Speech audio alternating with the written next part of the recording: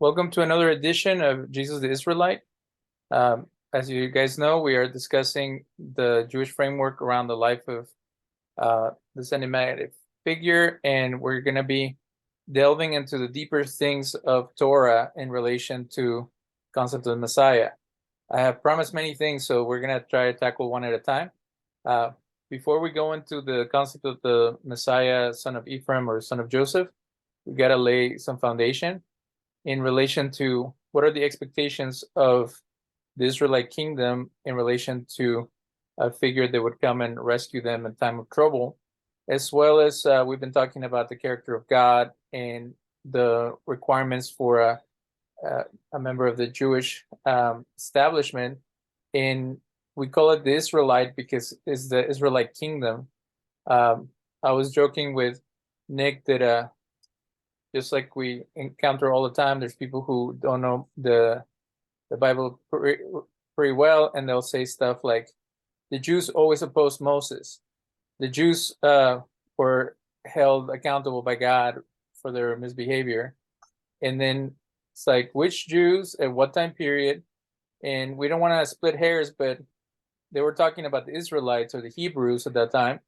And if you're going to talk good about the Jewish people, then you can say, yeah, the Jews were faithful to God from day one. If you're going to talk bad, at least separate between the Jews of the Bible and the Jews now. So then there's no confusion, but people just try to lump us all together. And it's funny that one of the gentlemen that we will discuss in a later time, he can't stand Judaism, but then he claims that he's very Jewish. And the question is, how can you be Jewish if you think Judaism is goofy? So we'll get to that later. But today we're going to discuss the concept. There's a great book written by John D. Levenson. I actually met him one time. He's a professor at Harvard, and he discusses all these ideas related to the binding of Isaac, using an animal as a substitute for a sacrifice, and the ongoing message related to that and how it was picked up by the early Christian movement as we discussed it in a historical context, is the Jesus movement or the Kingdom of God movement. But to get going, we're gonna also discuss on the second half of our show something that one of our viewers brought up, the idea that Jesus was concocted by the Romans to somehow create a religion that would unite the Roman Empire. There's a book called Caesar's Messiah, which kind of says similar stuff. And they did a documentary in 2005 that was narrated by Susan Sarandon. It's free online if you want to check it out, but there's so many holes in that argument that that's going to be a big fail in our test of, does it hold water and does it make any sense in relation to what we know of the history, the archaeology, the anthropology of the Bible, and the groups that came right after that. And when we talk about the Bible, we're talking about the Hebrew Bible, which is almost like a given.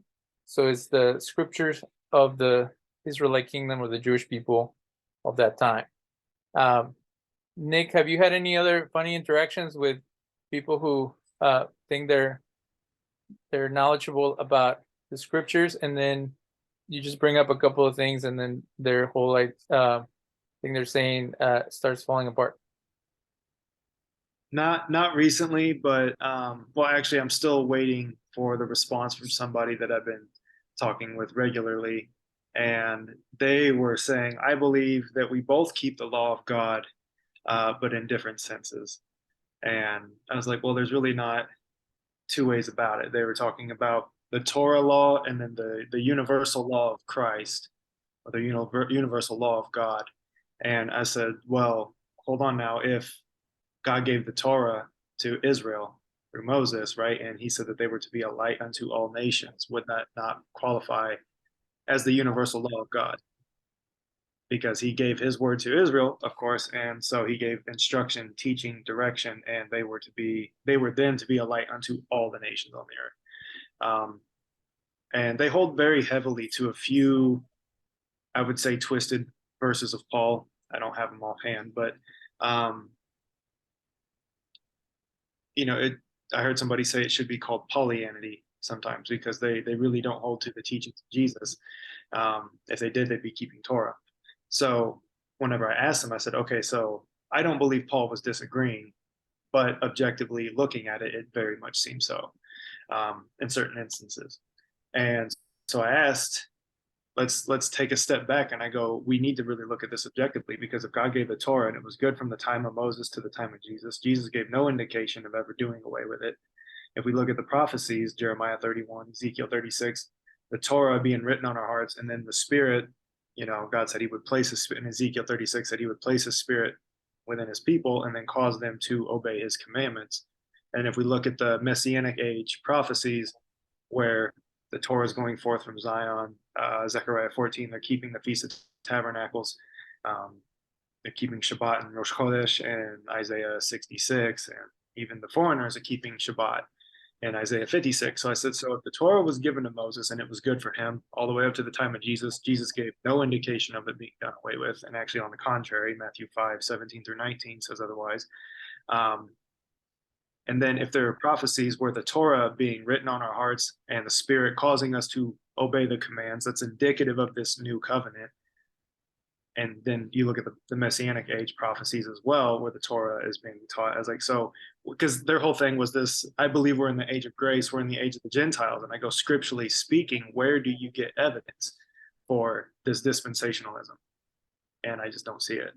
And so I'm still awaiting their response. I haven't heard anything back from them yet, but I do respect them, even though they're kind of stuck in their position. They will admit whenever something challenges their line of thought, and like, okay, I have to do some thinking and praying about it.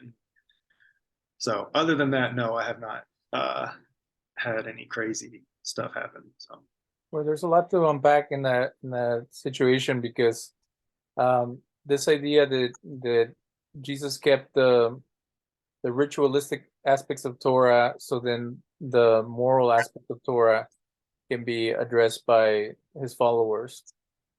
So one part is done, so then you can focus on the other. They're, in a sense, they're saying that they're still under some type of covenant from God. So that's that's where they would say, well, it's a renewed covenant, or a new covenant that is like Jeremiah, where now the Torah is in their hearts, versus being a physical Torah that is kept by the Jews.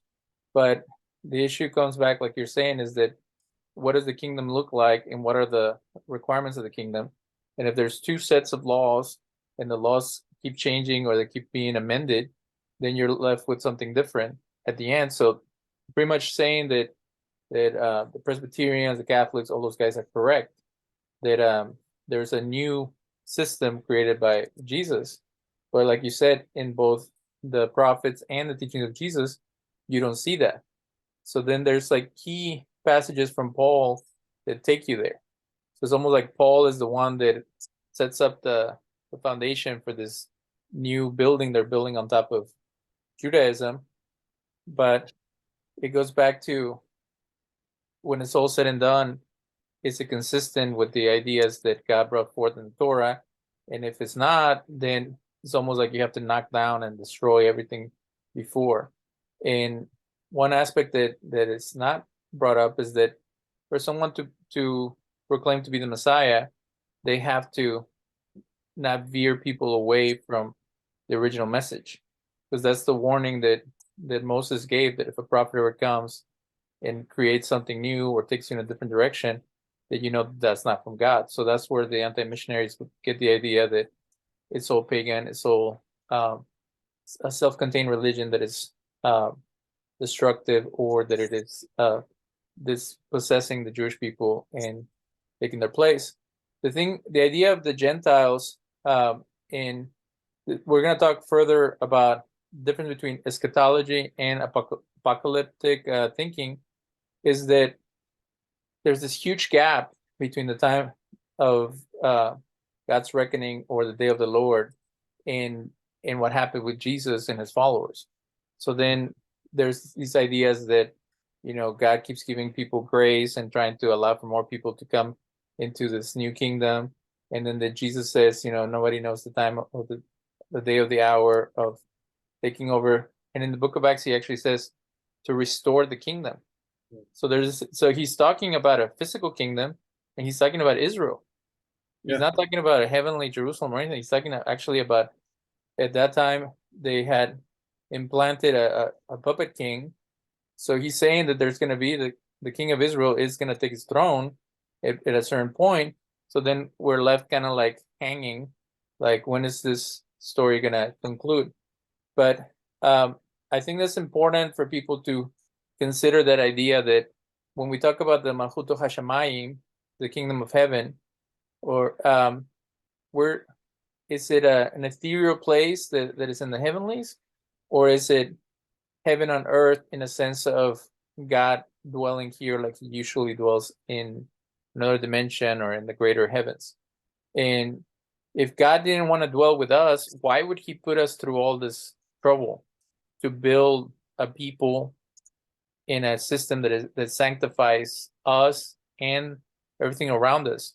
So it's almost like before the king can arrive, he has to send his posse of warriors to kind of prepare the place for him. And that's why they build a tabernacle, so then God can dwell there. That's why they build a temple, so that can be God's house.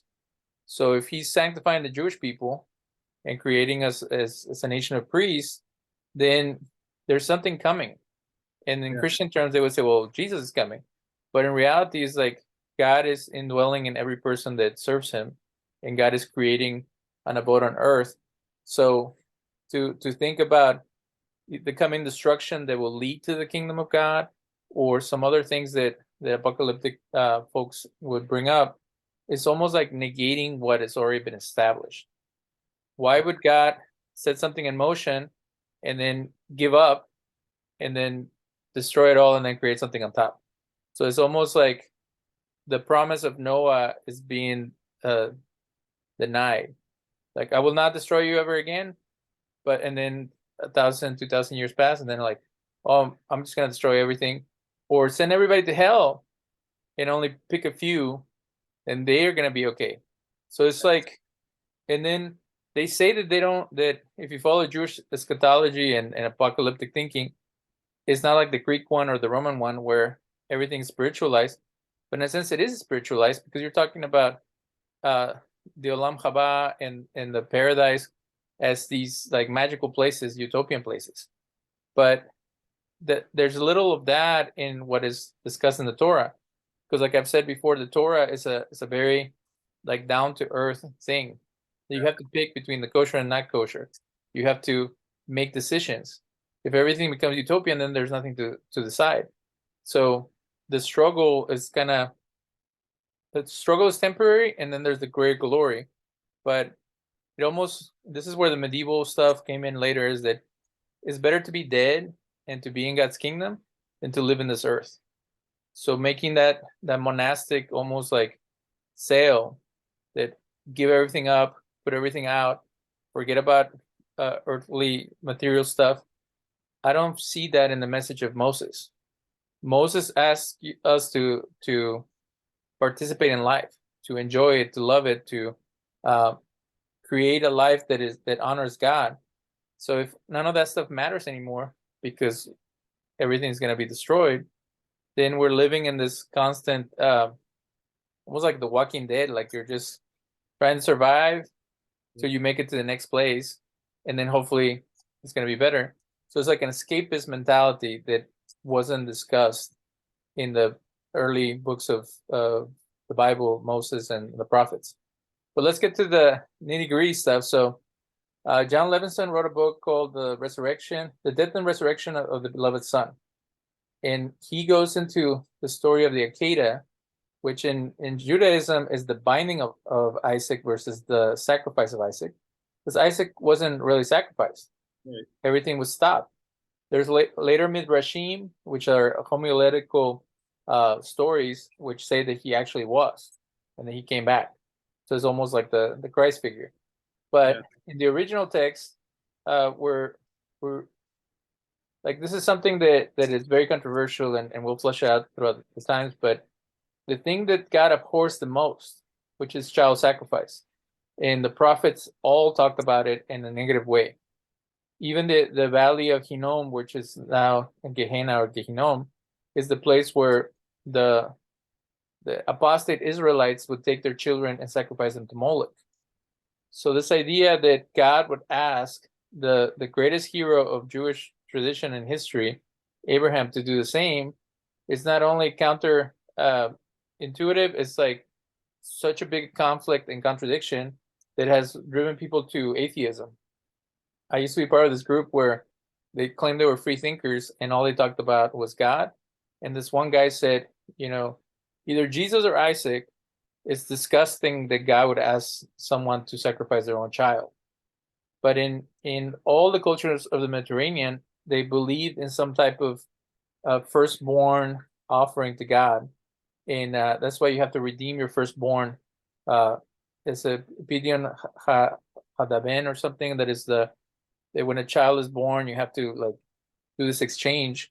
And then Levenson in a lecture was saying that even the Phoenicians that lived in Egypt, they were doing that. That when a kid would get sick, they would use an animal to sacrifice instead of the child, so the child would heal in honoring of their gods. So there's always this kind of interaction. And Maimonides said that all the sacrifices were remnants of our paganism.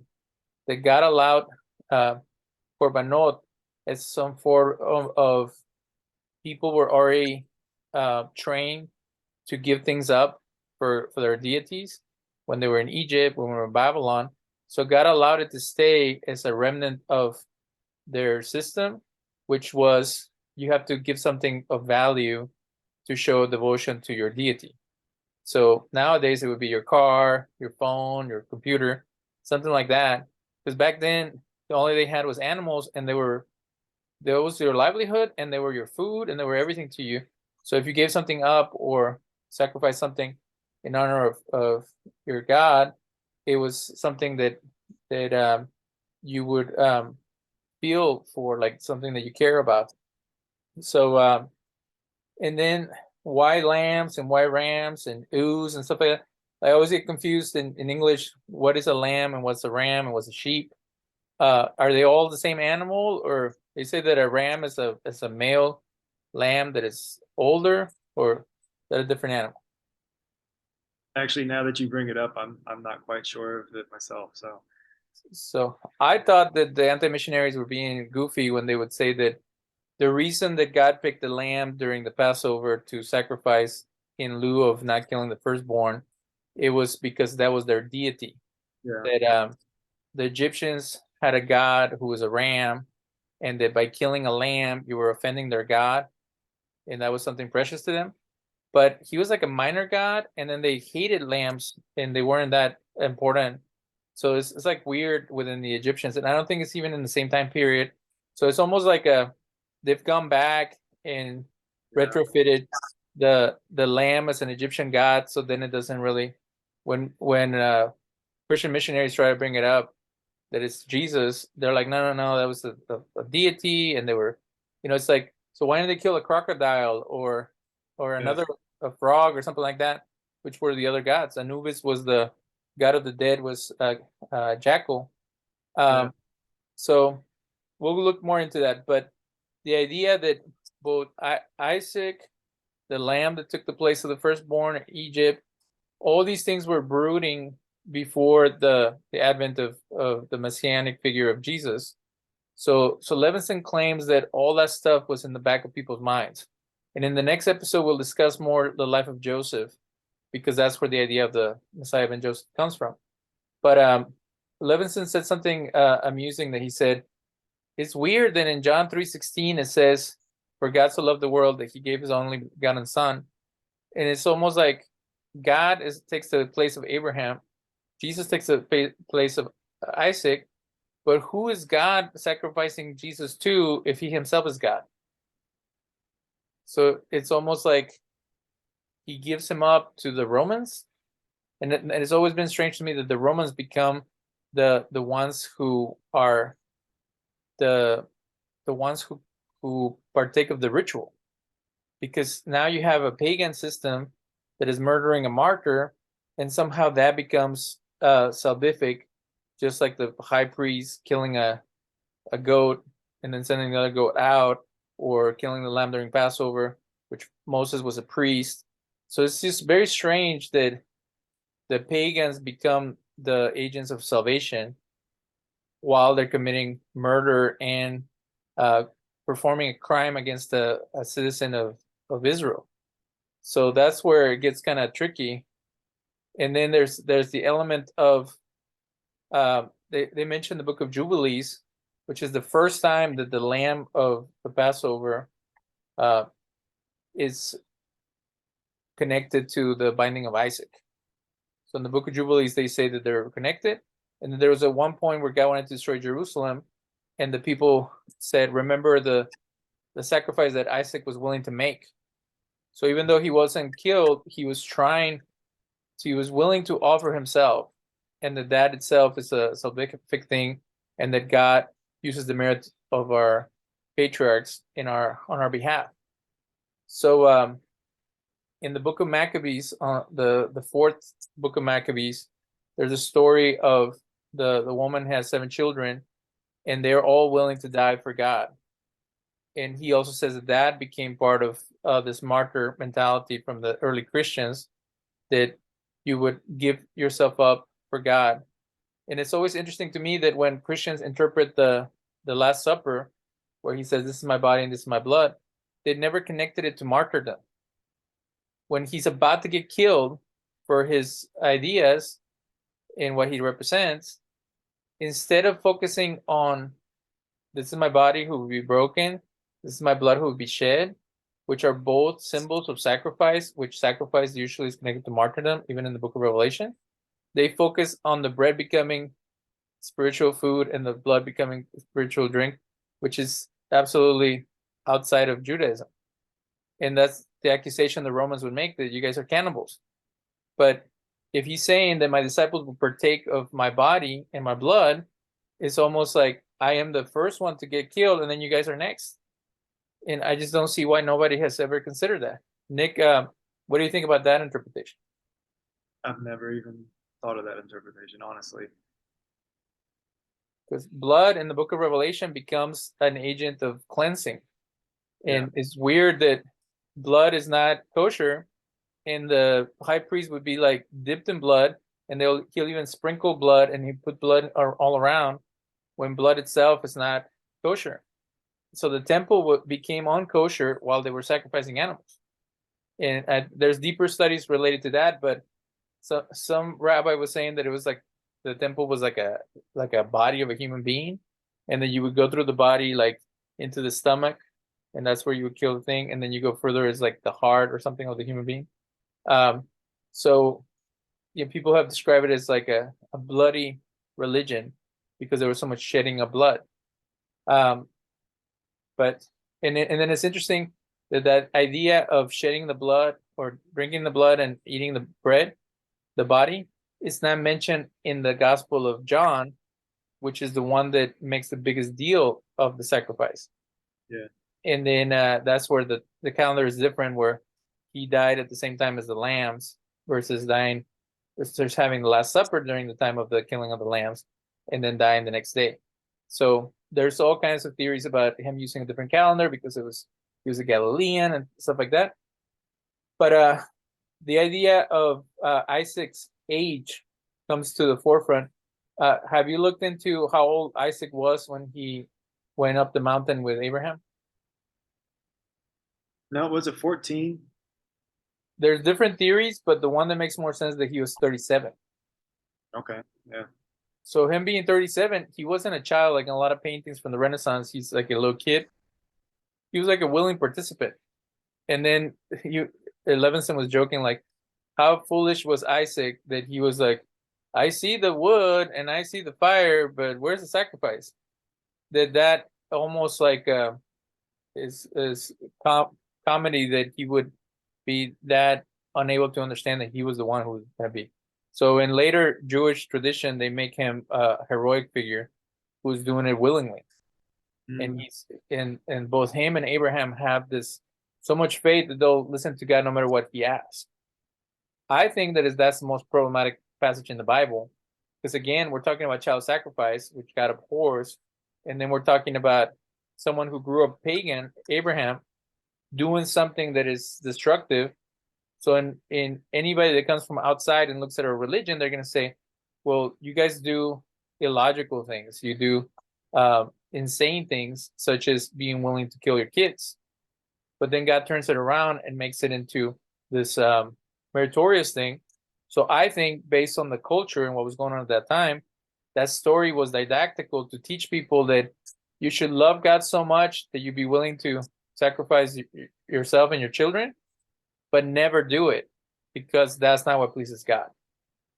So we should have a self-sacrificial life. We should have a life that honors God till death, but that God is not like the other deities that demand it, and want you to actually go through it. So it's almost like I'm not Moloch, and then because then you see the journey of Abraham and Isaac after that. Moloch is like you kill your kid and then that's it, and then hopefully he'll bring the rain or whatever. God wants you to have this ongoing relationship. So it's not a quick fix, and it's a painful thing to serve God. So again, it correlates with the life of the prophets, where they were always struggling, always having a difficult time, and there wasn't like a gravy train or a life that was kick back now that you follow God. So that's another thing that I don't understand, and maybe you can explain this to me. Have you seen the rise of Christian evangelism, where they sell it like they're selling a car, that once you accept Jesus in your heart, all your problems will go away?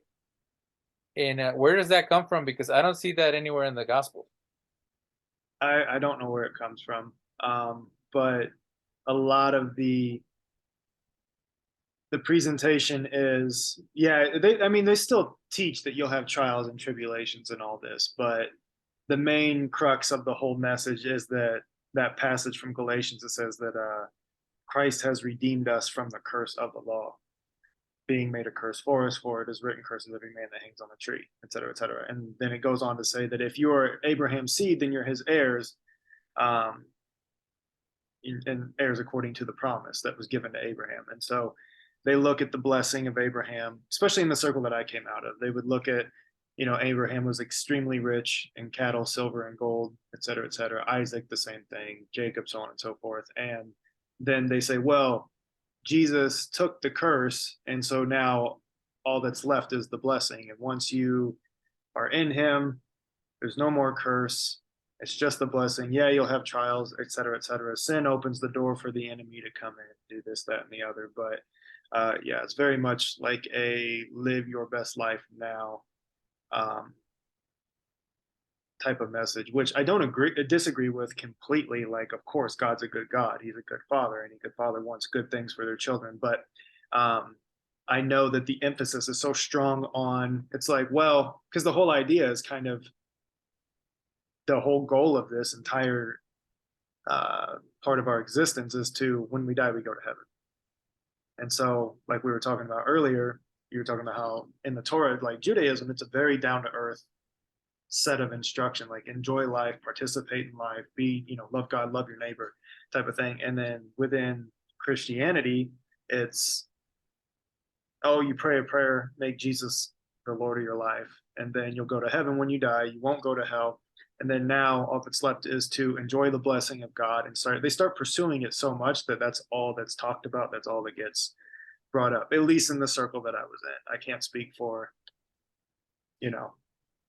everybody. And, I'm making a very broad and general statement, but that seems to be the crux of the message, is that, Christ took the curse. And so now all that's left is to receive the blessing, and then they teach you how to receive it. And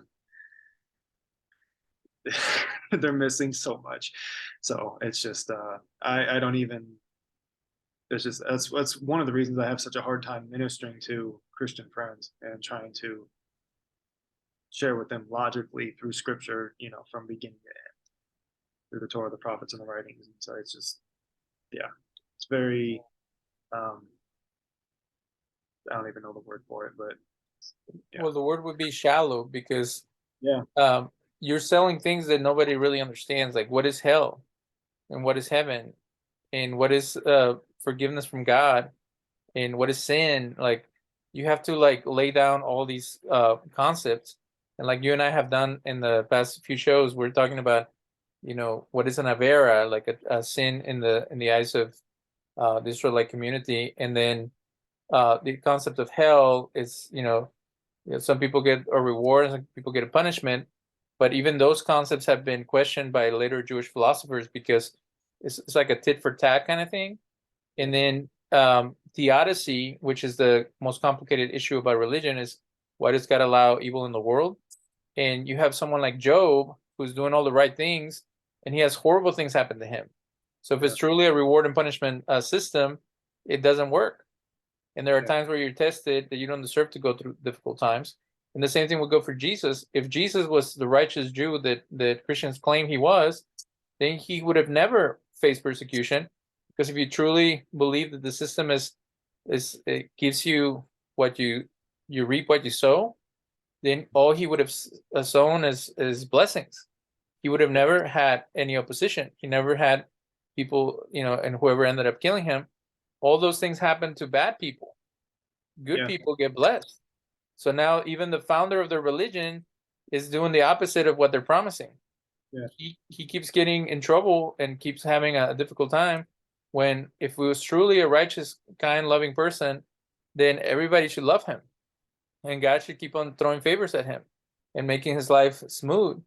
And then there's the idea of grace, which is unmerited favor, which goes against everything. And they'll say, well, there was no grace in the Old Testament, and you see God being gracious to Jacob, who was a scoundrel, to Noah, to all kinds of people. David kept on screwing up. All these people that kept on making mistakes, God kept on giving them opportunities, and even things they never deserved, like Abraham. So the system is way more complicated. Yeah. Uh, I was going to add to that, or the Israelites in the desert for 40 years, where they complained and murmured against God and Moses, yet he still took care of them, fed them, quail, manna, gave them water. and then Moses was faithful his life, and he messed up in the last few minutes, and then he didn't get his reward. Yeah. So some people don't like that. They say that God is too temperamental, but like any artist or someone who's creative, he has this passion and this ability to make rash decisions, which at the end they end up making sense, because Moses was the example to follow. Yeah. And him losing his temper and demanding things from God was a bad example to the people. So I just think that we have to go way deeper, and I guess it's easier to be in La La Land and keep everything very surface level, Yeah. but you're gonna get slammed later in life, and it's gonna question everything that you believe in is gonna be questioned. So it's better to build a strong foundation like we are through these expositions and deep dives on the subject.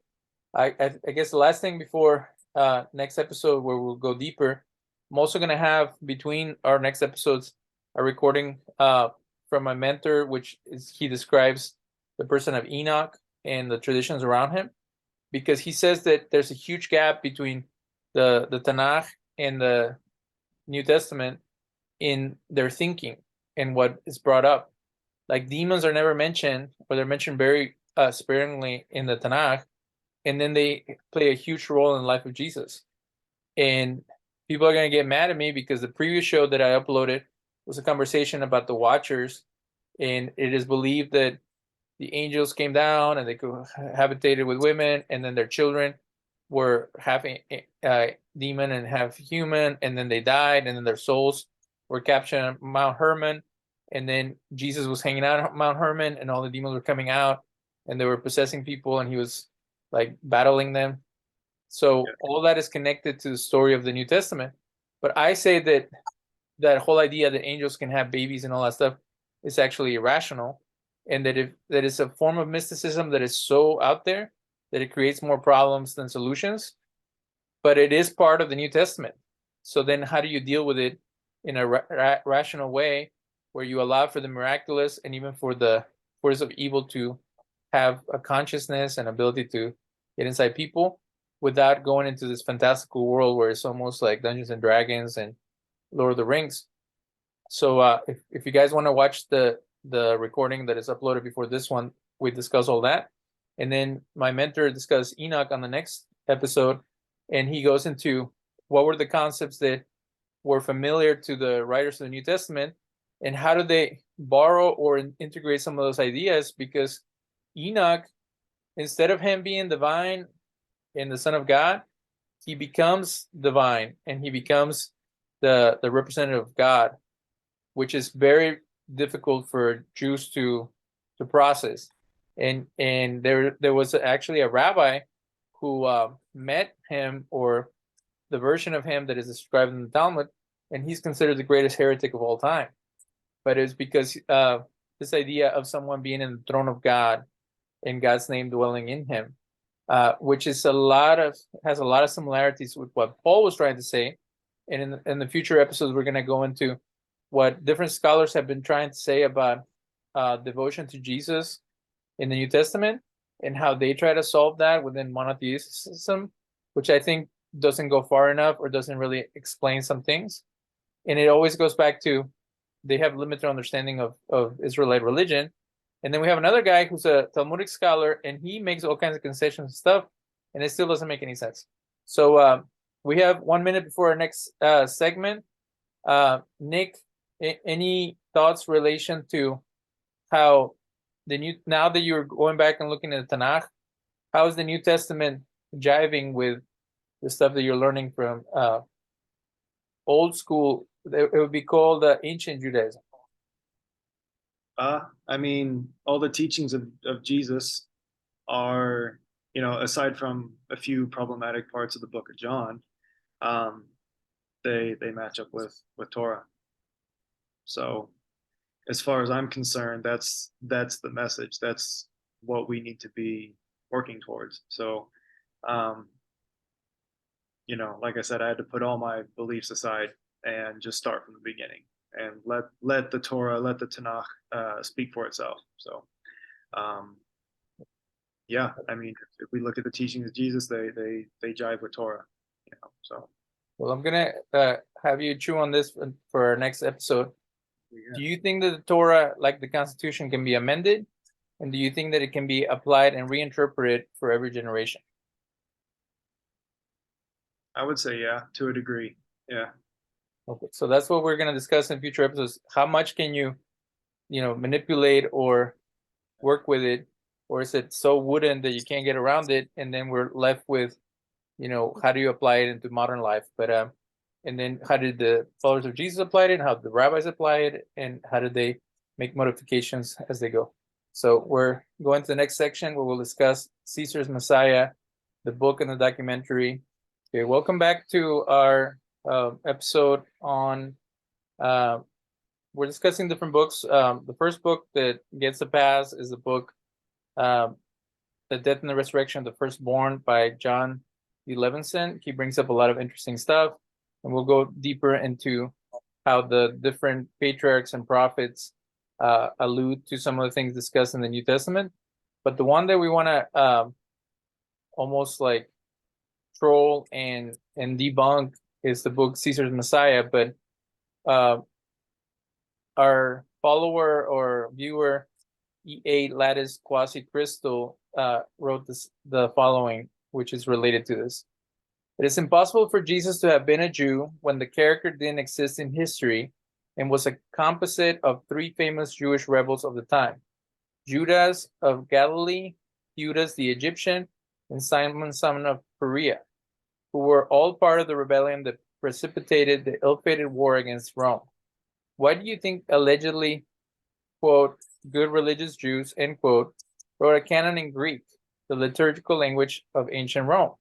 No less created the Roman Catholic Church, which eventually became the state religion of Rome, when no rabbi in history ever accepted the tale. This compilation of characters was mythologized by Romans to subdue warlike Israelites into worshiping the Roman emperor as God in Jewish clothes. They alter elements of Julius Caesar cult into that of Jesus Christ, the Son of God, betrayed by his close friend Brutus, Judas, killed on the Ides of March, and restored by Isis Astarte on Easter like Osiris, where he ascended into heaven. Who do you think compiled the Bible? Roman Catholic Church. ... And who were its earliest saints? Question mark. It's interesting that the majority of Catholic saints are all Italian. Members of the Flavian dynasty of Titus and Vespasian, which adopted Josephus, the Jewish turncoat, who proclaimed Titus as the Jewish Moshiach, and they incorporated much of Josephus' own storyline into the new Gospels, including his recollection of the crucifixion of three friends taken down from the cross at the request of Joseph of Arimathea, Joseph Bar Matthias. What Jew calls any New Testament after the Greek word evangelion for good news of military victory? Whose military victory was this? Why is there inherent anti-Semitism in the gospel story? Why is it endlessly exonerating the Romans, Pilate washing his hands of any guilt, the Romans interior with faith contrasted with the unbelieving Jews, and render unto Caesar what is Caesar's? Because the Romans wrote it. What do you think, Nick? I've heard that before. I've never really investigated it too much. I have heard the claim. I don't know. I mean, as far as external sources quoting Jesus, there is a passage in the Talmud, Shabbat 116b, where it quotes Matthew 5:17. So there are external sources confirming that, you know. But I mean, if she's saying that the Romans wrote the Gospels or the New Testament, then I don't know. Sorry, I said she. I don't know. I assumed, but I don't know. What do you think? Because I really never put too much stock into it, but I've never really researched it either. So it's a similar premise with Caesar's Messiah. I saw the documentary, and it's that somehow Josephus was hired to write a narrative that would convince Jews to love Rome, and it's so incredulous that how is it possible that that could be? The Romans didn't give one flip about the 10% of the population, which were the Jews. It's almost like this person doesn't understand Roman history. So the Romans, half of the population were women, and they saw them as second-class citizens. And then out of that population, a large number were slaves, which were like animals to them. So to take one group from a small province and try to convince them to follow them by creating an elaborate story that talks about their worst emperor, which was Julius Caesar. And then she mentioned Titus. Titus was also like terrible, and like Vespasian and Octavian. They were all like ruthless leaders, and to somehow claims to do a hodgepodge of all of them, and then throw in the three rebels that were against Rome, and then create a peaceful beatnik that goes around passing out flowers, and that somehow people are going to follow him instead of following all the warriors that they ever followed. Like, it's just so insanely put together that if that's what happened, it's even more miraculous than the life of Jesus. Because the whole premise of the life of Jesus and Christianity is that you had one guy who was loving, kind, forgiving, and sacrificial, and that dug at the hearts of all the slaves and poor people and women and disabled and all the people that nobody liked. And then they took over the Roman Empire, because the Roman Empire imploded because they tried to take over the whole world. And it was a little bit at a time that all these people joined forces and slowly turned the empire around. Of course, you had Constantine, who gave himself in for whatever reasons, and you had a bunch of very powerful rich people that became Christians, maybe because they thought it was more virtuous than being a pagan. But to think that it was a vast conspiracy, it's almost like the alien conspiracy or all the other weird stuff that people come up with, that now you're so hard working at Jesus not existing that you have to mix everything together to create a fake Jesus out of thin air. And then Josephus speaks about Jesus in very short, like one lines. Yeah. So it's almost like he's working on this, masterpiece of deception. And then in another one of his books, he mentions him briefly. If he was truly a propagandist for the Roman Empire, he would be writing about it all the time. And that would be the only focus. And then you're trying to convince people of someone that already died. That's the other weird thing. Like, you would be creating a superhero that they can look up to. And of course, the thing about him being in heaven and still reigning and stuff like that, all that somehow could be part of a mythology. But she starts throwing in almost zeitgeist kind of stuff where it was Osiris and Astarte and Easter. So that's incorrect. It was called Easter because it was the Eastern Rite. There was no Catholic Church back then. There was the Roman Rite and there was the Eastern Rite of Christianity, which was Orthodox, was the true faith. And then they came after all the smaller orthodoxies, or what's the opposite of Orthodox? They're there's another term where it's like they're the heretics or the people who are not true faith. Heterodox and Orthodox.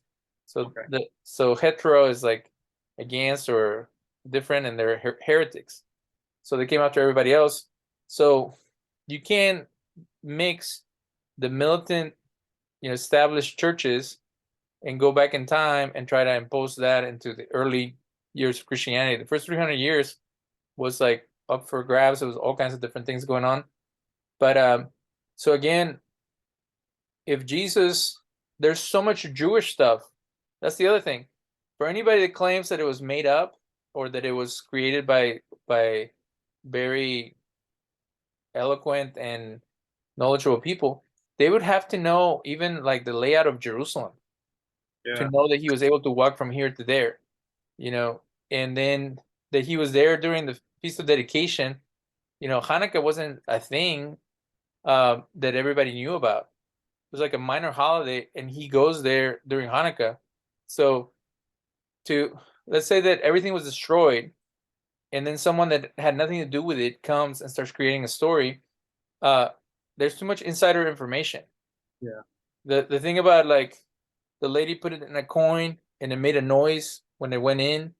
Like now they know that there was these horns that you could put a thing and it would, you know, people get an idea how much money you put in. That is an archaeological thing that they just found out and is mentioned there. The same thing Yeah. with Jesus reading the Parsha, uh, the the passage from the prophets. There's nowhere that is mentioned up until like the third or fourth century. So there's stuff that correlates with the Dead Sea. There's all kinds of stuff, mystical stuff that no one even knew about. Like there's so much stuff that there had to be like a basic text. But she does say that what is interesting is why would the religious Jews be quoting the Greek version of the Bible, the Septuagint, and why was it written in Greek? So I have a theory that there was a basic Hebrew outline or basic text, and then there was an Aramaic one that was written by the Syrian Christians, and then there was a Greek one that was passed out throughout the centuries, and someone in there purposely quoted the Greek version of the Bible versus the Hebrew one, either because they wanted all the Greeks to jump in or because they had a bias against the Hebrew. The thing is, people back then, they were as racist or more than now. Yeah. There was a lot of hatred towards Jews back then, just as it is now. So anti-Semitism wasn't created by Christianity. Back then it was anti-Judaism because if they became good Romans, nobody would bother them. Just like later, if they became good Christians, nobody would bother them. But then people still hated them because they couldn't trust them or they thought they were double agents or whatever. So there was so much hatred towards the Jews that it's even a miracle that any of these texts survived. Yeah. When they went and destroyed Jerusalem, they burned everything down. So we lost all the records, but somehow somebody kept a copy of the books of the prophets. And now through the Dead Sea Scroll discovery, we find that the texts are almost unchanged. Yeah. So they were very faithful in their writing, and the oral histories were very well kept. So again, to create a hoax that would influence people and then influence them for the better. That's what's weird. Like I think I mentioned this during the prophet. Do you have something to say, Nick? No. I was just agreeing with you. Yeah. So you have a guy who's telling people to be sacrificial. You have a guy who's telling people to be nonviolent. You have a guy who's telling people to behave. You can say that all those are pro-Roman ideas, but they're also they're anti like self-preservation. Because if you carry your pack for the Roman soldier, then he's going to ask you to give up your wife or your daughters. And are you supposed to do that? So if everybody actually kept Christianity, all the bad guys would take over. I don't know if you guys ever met like Amish or Quakers. They're like the sweetest people in the world. And if a bad person wanted to hurt them, they would like take over the place because they're pacifists and they are like good-hearted people. So what's amazing is that such a peaceful movement was able to take over the Roman Empire because the Roman Empire was ruthless. So it's almost like they were tired of the slaving and the pillaging and the raping, and then they saw this message and they're like, hey, why don't we try this instead? We've been doing this for thousands of years. Let's give Jesus a chance. And then they came around. So, but it all Jewish concepts. Like even it's a miracle that Judaism is still around because Judaism is also kind of pacifistic. Not always, but there's this idea of always thinking the best people and everybody's made in the image of God. And it's counter-cultural. So it's not pro-Roman or, supporting the empire, because supporting the empire would be not only pay your taxes, but go become a Roman soldier. Go become a cannon fodder and have your women be given to the king or something like that. But Christianity never says that. It never says to fully comply. It says live a peaceful life, do not cause trouble. But it's this very it's a subversive form of peacefulness and kindness, because you are living a sanctified life. So if people think that Paul was crazy and that Jesus was a hippie, they were also like good communicators, and they were able to change people's hearts and turn them closer to God. So from a Jewish standpoint, you can take the idea that anybody who points to Torah, even if it's kind of hard to get there, they're all part of God's plan to redeem the world. What do you think about everything I've said so far, Nick? I agree with it. Yeah. I don't have anything to add to it. So, but again, all you got to do is watch the show Rome from HBO, where they show how crazy Julius Caesar was. And they're saying that he's just like Julius Caesar. Julius Caesar was like a fiend, and he was hurting people left and right and super corrupt. And then Brutus killed him because they were fed up with him. He got rid of this, like he took over the Senate and stuff, and they all came after him. She's saying that, or this person is saying that Jesus was like that, and that Brutus was like Judas. Brutus is actually the hero of the story, and in this other story, Judas is the bad guy because he cared more about money, and he cared more about keeping the peace or working with the authorities, whatever. So I think the life of Socrates is closer to the life of Jesus. Do you know much about Socrates? A little bit, not very much, but I do. There's something about him sacrificing his life for his disciples or something like that. And then there's always Hellenistic influences. The whole idea of having two schools of thought, Shammai and what's the other guy? Hillel. There was not such a thing as schools until the Greek influence came, because those were the philosophers had different schools. So there's all kinds of Greek things that became part of the Jewish culture. So you meet all these hyper-religious Christian groups. They say that you're either Hebraic or you're paganized or Hellenized, and there's nothing Greek about nothing. Like, that's not true. Everybody was around Koine Greek. Everybody was around the statues and the stuff. It's interesting that the routes that Jesus took in the New Testament, he kind of avoids the Decapolis and all the places who were like super pagan. So he was a very religious Jew who was not participating in any type of paganism, even by walking into those towns. It was interesting that he walked into like a cemetery and they were raising pigs. The story, there might be some allegorical stuff in there, but again, people are going out of their way to make a Jesus that fits their narrative, which is he never existed, and it's all Roman propaganda. And in the Catholic Church, it's exactly the same as the Roman Church, as the Roman Empire. There's a lot of similarities, and I'll be the first one to tell you. When I saw the Pope doing a parade or a procession from one church to another in the Vatican, first thing that came to mind is the way that the Roman legions and the emperor, they would do these, festivals and parades. So they have incorporated a lot of Greek and other stuff, but there's no sense of the having the same goals. Like, of course, taking over the world makes me wonder what's the Vatican doing, putting outposts everywhere, and like I said, all their saints are the majority of the saints are Italian, so only Italians get to hang out with God.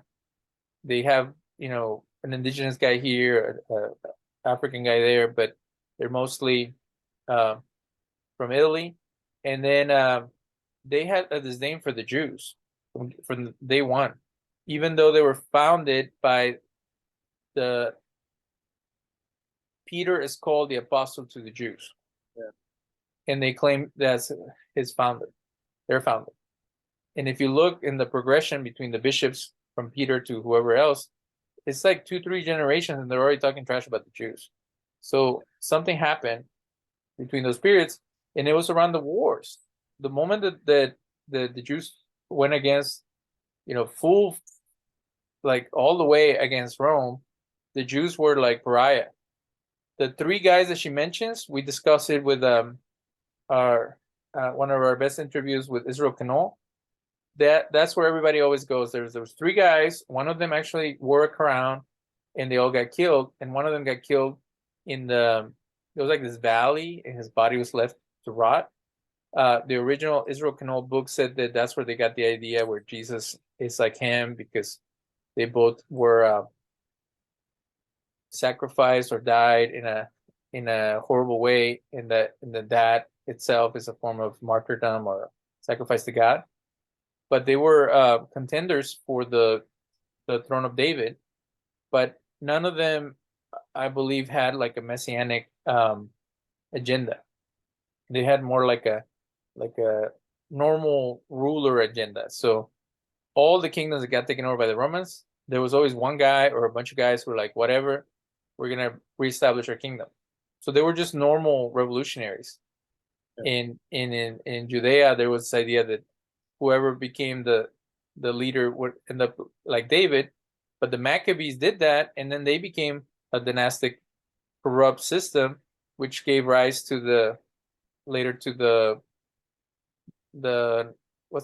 Sadducees, because they took the role of priests when they weren't priests to begin with. That's the story of the Maccabees. Do you see any other issues with this idea that the Romans would create a tractate to try to convince people to join them by coming up with a Jesus-like figure or story?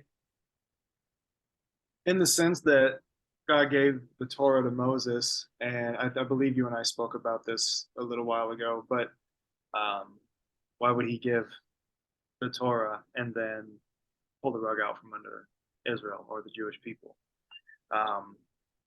And say that now you have this problem where you're on this one-way track to hell. Well, here now we have the solution. Believe on Jesus, and then now you're not going to hell anymore. And that's a whole other side topic about approaching people, using fear to get them to convert or to believe, and then whatever. But no, as far as pertaining to this point, exactly, no, I don't have anything else to add to it.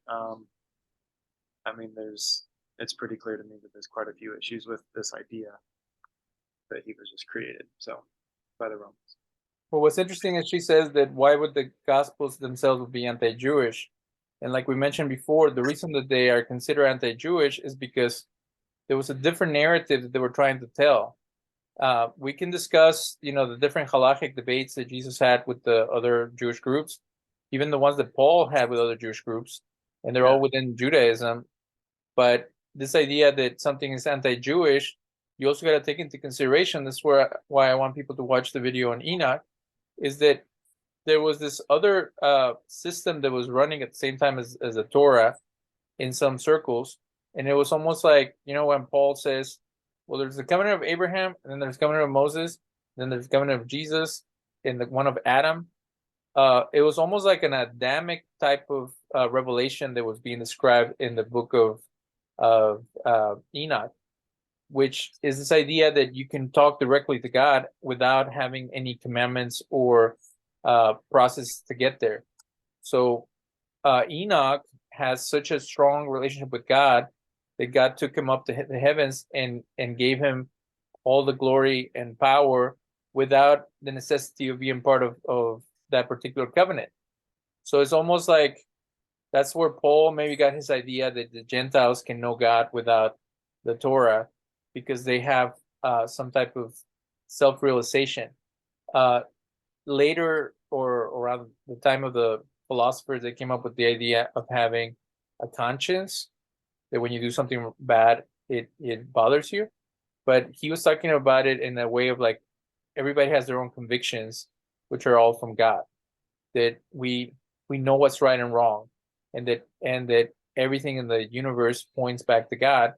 So they're saying that Enoch had that realization and that ability from the get-go, and that God took that to mean that he was pure and right with God. So Enoch actually contradicts this whole idea that you can't get to heaven without Jesus, because he got to heaven by himself and Jesus never saved him. Like the later church said that Jesus went to hell and took everybody out because they were put there on layaway until later. And Enoch was fine. Like he just went straight to heaven, even after the fall. So, and then the story of Enoch actually contradicts the idea that Adam and Eve created sin and destruction. The story of Enoch says that the angels were the ones who brought all the bad things to the earth. So when the angels went against God, they came down and they slept with the women, but they also taught humans how to battle and how to seduce people and all kinds of magical arts and stuff like that. And then he's fighting them. So there's a different type of conflict that is going on, and Enoch is the main protagonist of that conflict. So so with this in mind, we know that Enoch was never touched by the Christians, because if he was re-edited and written later, they would have said, well, yeah, Enoch is great, but he wasn't as great as Jesus, and he needed Jesus to get there. So we have a guy who is able to achieve divinity without any means, including without the Torah and without Jesus and without almost like even being part of the covenant. So I think that what Paul is trying to do is he's trying to create different steps, and then all the steps lead to Jesus. But within that ladder, you have great men like Adam, Moses, Abraham, Noah, which they all have somewhat like a hierarchy. In Judaism, they're all important. And nowadays, they'll say, well, we know that Jews believed all kinds of crazy stuff back then. They believed that Moses was an angel. They believed that Enoch was divine. They believed that, humans can mate with animals and all this other stuff. But the only story that is out of the ordinary that works is the one of Jesus. And for me, it would be like, again, what parameters are you using to judge which ones are right and which ones are wrong, and which ones are fantastical and which ones are didactical and just meant to teach a lesson? So that's where we have to go back to what's the ultimate point. And like I said before, we are not worshiping the Torah. We're not thinking that one interpretation of the Torah, which is now what Judaism is the only way to look at things. We're looking at all the different ways. But again, what is the path to get closer to God? And if we say that anybody can get close to God any way they want, then we become syncretistic, and then that's why there's all different religions. If we say that there's only one path to get to God, and this is where most Jews would disagree, most Jews will even say that the Torah is not the only way to know God. They say that's the only way to know God for the Jews. If other people have the ability to connect with God in their own way, more power to them. But Judaism is almost like the closed system Judaism that some people would say is Torah only, is what the Christians were selling for Jesus. It's the Jesus only. So now you have two competing systems, but in Judaism doesn't feel threatened by other ideas. Christianity does. And that's where it becomes a problem. And when Jews start becoming like the Christians, where it's like my way or the highway, and everybody who's wrong is going to Gehinnom, then they become heretic hunters, and they become kind of the same problems that they complain about. So our goal is to create a bridge between these two ideas, and then really see what God was working on and what was God trying to communicate. And if there's truth in Enoch, there's also truth in the New Testament. There's truth in the overall Tanach. But how is this truth being disseminated and how it's being applied to people's lives can actually have great consequences. So if you believe that Jesus was a hoax, then you're going to make the decisions based on that. If you think that the Torah is an antiquated idea that doesn't have any relevance today, then you're going to make decisions related to that. But what happens usually is that people become hateful, and they'll say that the Torah is for cavemen, or that Jesus is too narrow and too gloomy, and then they throw it all out. But again, if the Romans were trying to create a religion, they would not take the heroes of the most despised people in the Roman Empire and try to prop them up as pointing to Jesus. Yeah, exactly. Or propping them up to point to something else. Like, it's almost like during the height of the Vietnam War or something like that, that you would take Vietnamese stories and you try to sell them to Americans, or Japanese stories during World War II, or Nazi stories. Like, makes no sense. The enemy of the empire becomes the hero of the empire. I've never seen that in human history. So we only have a few minutes. Nick, is there something that you want to discuss, or you want us to look into in the future shows that we're working on? I would just like my, our Christian friends, whatever, to my big thrust right now is I've actually been doing a lot of dialogue with a lot of friends that they've kind of run the gamut on Christianity, and they're like, okay, I know there's more to this than what we've been doing. And I know this is off topic, but kind of like my main thrust, what I've been doing a lot is like leading people through the scriptures and showing them exactly why they believe what they believe. And so saying you follow Jesus, but then you don't do anything that he taught, type of thing. There's obviously some issues with that. And so if you want to hear me give a lot of input, I can go down that route and show how we got to where we are now in Christianity and why certain things are off about it. But a lot of these things that we're discussing, I would love to look further into. So, and I'm really enjoying all the topics that we're discussing. So yeah. this is a side note. I did an interview and it got messed up because I lost my audio, and then the other person was talking, and it sounds like everything's like kind of made to create conflict, or to make that person not sound proper or something like that. So there's an interview where there's a youth pastor who was saying in his blog that Jesus was a rabbi, and I kept on challenging him and say, how is he a rabbi? Well, they call him rabbi all the time, and the Pharisees question him, and they say, why are your disciples doing this and that? So that he was being given the honor of a rabbi. And I kept on saying, well, he was a proto-rabbi, because at that time rabbis did not have the same legal standing that they do now, and they wasn't fully fleshed out. And he's like, yeah, but he was an ordained rabbi. And I'm like, by whom? And it's like, there's not enough information to say that. But he was a itinerant preacher and had the role of a teacher, which is what the original term rabbi means. But that's not the most important part. The most important part is that he had disciples. So I did a dive on what does it mean to be a disciple in that the first century, and there was this whole step system of how you had to you had to pick a rabbi, and they had to like bring you in.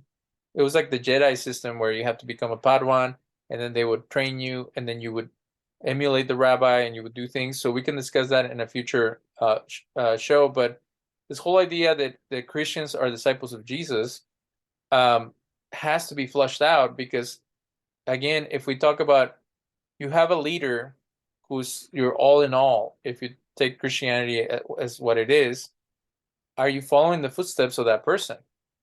And that's where some people have gone as far as becoming Orthodox Jews, because they've realized that Jesus lived a religious Jewish life, and that he participated in Judaism like any other Jew.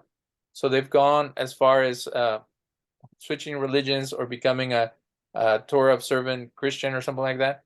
And it's a new thing, and it's difficult for people to process, but it's the logical conclusion. Go and make disciples of all nations, telling them to observe everything that I did. The only weird thing is to baptize them in the name of the Father, Son, and Holy Spirit. But I could give you a Jewish way to look at that, which would be to embrace God as a Father, to see Jesus as the Mashiach, and to incorporate to have the vibrancy of the spirit of prophecy and sanctification within you, where you live a holy life every day, and you're someone that people admire. So if all that comes to place, then there's no more Christianity, because everybody is living a religious Jewish life just like their founder. But is that really what Jesus wanted, or is that what one group was describing in the Gospels? But then you have to counter Paul. And I remember at one point that we were meeting, we knew this group of Christians who were studying Judaism, and they told us, we're starting to really get annoyed by Paul. Paul is like negating everything they were concluding. So then they bounced back. They went back to this almost like anti-Jewish system, because they wanted to be faithful to Paul. And so it's weird. You have two, and this is where people have to use a critical method, and they have to use scholarly perspective, because you have to be able to divide all the different trains of thought that are happening within the New Testament. So you have one camp, which is the Paulinian camp, and you can see it in his letters. They have an agenda, and they have one thing that particularly they want to say. And then you have the Johannanian one, which is the followers of John. Then you have the Matthean. They all have at a point competing and at a point clashing. And the guy who wrote the book of Revelation is the one that I like most, because he actually crashes everything with the stuff that he's saying. And it's not about the end of the world. It's about what he's demanding from the followers of Jesus. He's demanding they don't eat food sacrificed to idols. He's demanding they keep kosher. He's demanding they live such a holy life that almost nobody can achieve it. And if they don't, they're going to get kicked out.